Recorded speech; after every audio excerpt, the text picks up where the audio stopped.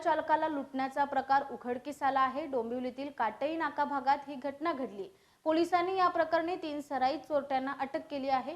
शफीक खान, अमन तौकीर, अहमद अन्सारी, आमन शौकत जमदार अशी या चोरट्यांची नावे आहेत।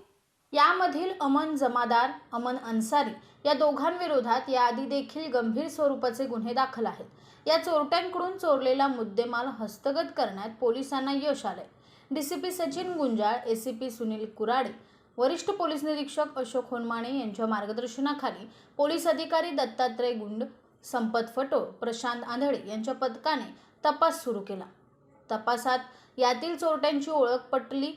मानपाडा पोलिसांनी काटई नाक्यावर सापळा रचत त्यांना अटक केली। या तिघांनी याआधीही कोणाला लुटलं आहे का याचा तपास पोलीस करत आहे। सर्व आरोपी हे डोंबिवली पूर्वेतील खोनी परिसरात असलेल्या पलावामध्ये राहणारे आहेत।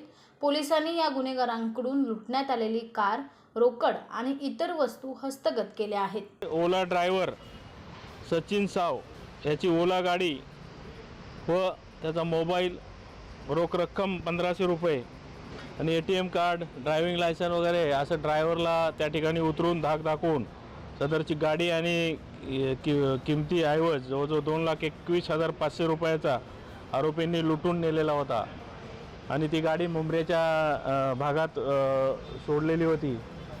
सिनियर पी होनमाने आणि त्यांची DBची टीम यांनी गेल्या 10-15 दिवस अहोरात्र मेहनत करून या आरोपींना जेरबंद केलेले आहे।